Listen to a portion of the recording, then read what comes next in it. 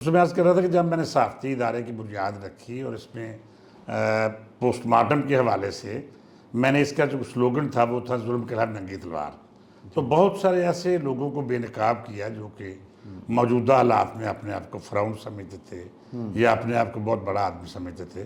تو اس سے ایک یہ تاثر ڈیولپ ہو گیا کہ ہمارا ادارہ جو ہے وہ مظلوموں کے ساتھ ہی اور ظالموں کے خلاف ہے. اور اس کے نتیجے میں بہت سارے دوستوں نے بہت سارے ساتھیوں نے ہمیں پرسو کرنا شروع کیا کہ بھی ہمارے یہ مسئلے ہیں، ہمارے یہ مشکلات ہیں، ہمارے یہ مسائل ہیں. تو اسی دوران اسی شور و غوغے کے نتیجے میں میرے ایک بہت ہی پیارے دوست تھے جو کہ میرے کلاس فیلو بھی تھے، رانا شمشاد.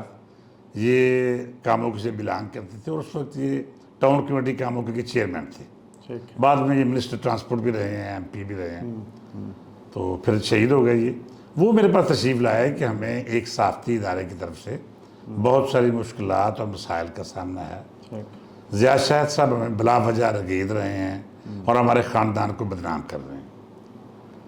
تو میں نے کہا بھی اس کا مجھے بتائیں میں آپ کی کیا بات کر سکتا ہوں. انہوں نے کہا کہ آپ کے بارے میں یہ تاثر ہے کہ آپ بڑے بڑے لوگوں کو رگیدتے ہیں، ان کے خلاف چاہتے ہیں، تو ہم چاہتے ہیں کہ آپ ہماری بات کریں.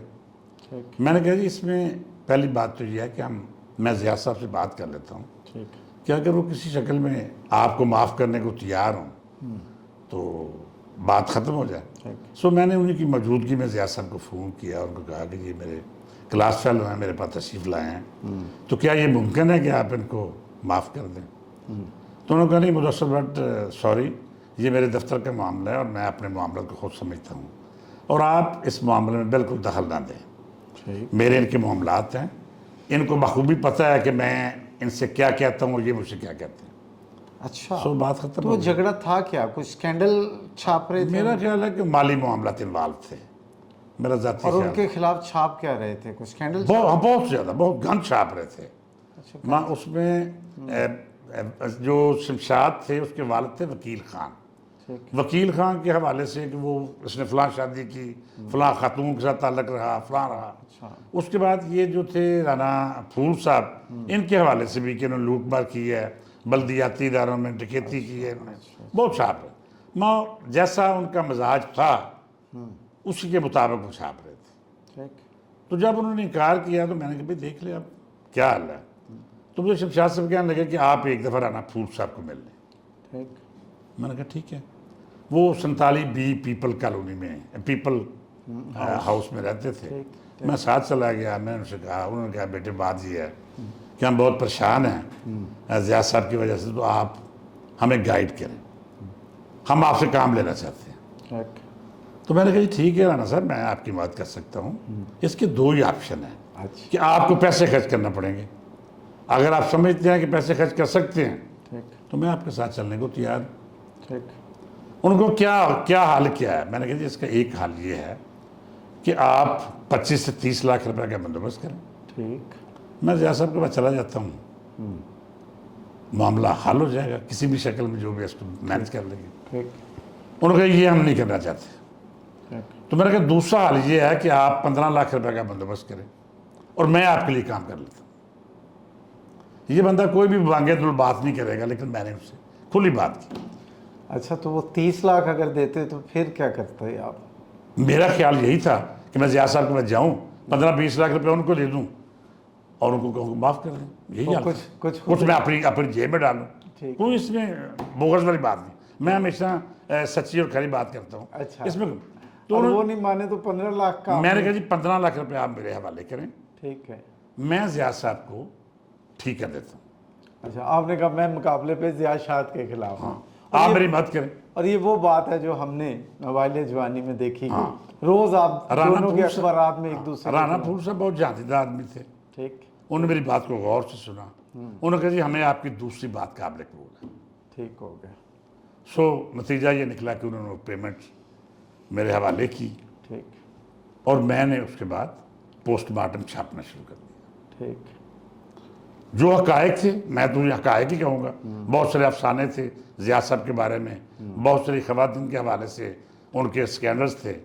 سو وہ ساری ریسرچ جو تھی وہ میں نے اپنے پوسٹ مارٹم میں شائع کر دی. ٹھیک. نتیجہ یہ نکلا کہ ضیاء صاحب بہت سیکھ پا ہوئے انہوں نے دوسرے دن ہی خبریں اخبار کے فرنٹ پیج پہ اپر ہاف پہ 4 کالم سرخی لگا دی کہ پوسٹ مارٹم نامی چیتڑے نے اخلاق کی دجیاں اڑا دی، یہ کر دیا وہ کر دیا۔ لیکن چونکہ مجھے ایک دو دوستوں نے کہا کہ یہ آپ بہت بڑے مگرمچھ کو ہاتھ ڈال رہے ہیں، میں نے کہا کوئی بات نہیں، اگر وہ کسی کی عزت بےزتی کر سکتے ہیں تو میرا بھی استحقاق بنتا ہے کہ میں حقائق کو سامنے لے کے آؤں۔ سو نتیجہ یہ نکلا کہ میں نے وہ اخبار چھاپا، اور وہ اخبار اس وقت 50,000 چھپا۔ اچھا، یعنی اتنی بڑی تعداد میں اخبار کا چھپا، یعنی پورا 1.5 دن اخبار چھپتا رہا وہ 400 کے بعد تقسیم ہوا۔ ہم نے لاہور سے لے کے اسلام آباد تک اس اخبار کو تقسیم کیا، مفت بانٹا؟ مفت بانٹا، 50,000 اخبار۔ اس کے بعد دوسرا شمارہ 1 ہفتے بعد ہم نے ایک اور شمارہ دے دیا، اس میں بھی وہی صورتحال تھی جو پہلے والی تھی، اور بہت ساری چیزیں ایسی تھیں جن کو شاید میں نہ آپ نشر کر سکیں نہ میں بتا سکوں، کہ بہت ساری ایسی باتیں ہم نے اس میں چھاپی جو کہ شاید ہمیں نہیں چھاپنی چاہیے تھی، یا اسے کہہ کہ صحافت کے خلاف تھی۔ کوئی جھوٹی بھی تھی؟ نہیں، میں جھوٹ تو بالکل نہیں کہوں گا، نہ میں میں یہ سمجھتا ہوں کہ بہت سارے اسکینڈلز اعظم کے بارے میں تھے جن کو اجاگر نہیں کیا گیا، لوگ ڈرتے چھاپتے بھی نہیں تھے، اور بہت ساری ایسی کہانیاں تھیں جس میں انہوں نے لوگوں کو بلیک میل کر کے پیسے لیے، بلکہ اس جو دفتر ہے اسی کے حوالے سے بہت ساری باتیں تھیں جو یوسف قذاب صاحب، جن کو یوسف قذاب بنایا گیا، اس کی بھی میں نے بات کی تھی، اور اس سے تنازع یہی تھا کہ اس بلڈنگ میں اس کی بیگم کے شیئرز تھے۔ اچھا، ٹھیک ہے۔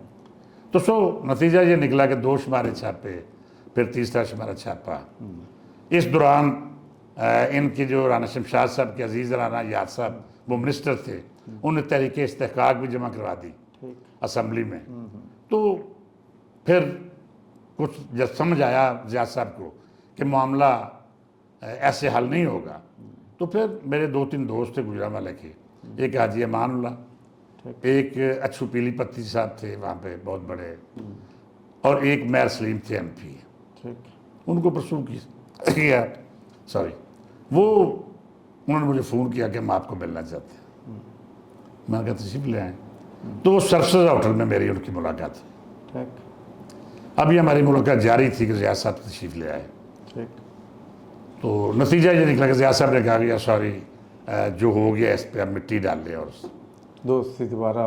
لیکن میں نے زیاد صاحب کو کہا زیاد صاحب واضح طور پہ بات ہے کہ میں نے ایک کمٹمنٹ کی ہے کلائنٹ سے، آپ بھی کلائنٹ کے بہت رول ہوتے ہیں، لیکن رانا فیملی میری کلائنٹ ہے، میں نے کام کے پیسے لیے ہیں، لہٰذا اس کے لیے ایک ہی شرط ہے کہ آپ اس فیملی کو راضی کریں۔ بالکل ٹھیک۔ اگر وہ راضی ہیں تو میں راضی ہوں، ادروائز میں ان کی جنگ لڑوں گا، اور اس وقت تک لڑوں گا جب تک وہ مطمئن نہیں ہوں گے۔ سو نتیجہ یہ نکلا کہ زیاد صاحب دوسرے دن اتفاق سے اسمبلی میں ان کو طلب کیا گیا تھا استحقاق کے سلسلے میں، انہوں نے وہاں جا کے لکھ کے دیا کہ ہم معذرت کرتے ہیں، صبح معاملہ ختم ہو گیا۔ آج جب غور کرتے ہیں، ابھی آپ نے پیچھے ایک لفظ بھی بولا کہ شاید وہ جرنلزم بھی نہیں تھی، نہیں تھی، اب مانتے ہیں کہ وہ ایک مطلب صحافت نہیں تھی، اور آپ نے جذباتیت تھی یا غلط کیا، اور زیاد شاہد صاحب کا بھی رویہ غلط تھا، غلط تھا۔ یقینی عمل کا رد عمل ہے نا، یا عمل مکافات کیا لیں۔ میں سمجھتا ہوں کہ زیاد صاحب نے اپنے اس دور میں بہت سارے شریف فیملیوں کو، بہت سارے دوستوں کو تنگ کیا، ٹھیک، اور اس کے مدے پیچھے کچھ کیا تھا، سوائے مالی مفاد کو کچھ نہیں تھا۔ ٹھیک ہے، تو وہ جنگ ہم نے جیتی، اور اس کے بعد زیاد صاحب سے دوستی بھی ہو گئی۔ پھر ایک طویل عرصے تک زیاد صاحب پوسٹ مارٹم خود چھاپتے رہے، میرا اخبار ان کے پریس سے بھی چھپتا رہا۔ تو یہ ہے اس صحافتی دور کی کہانی۔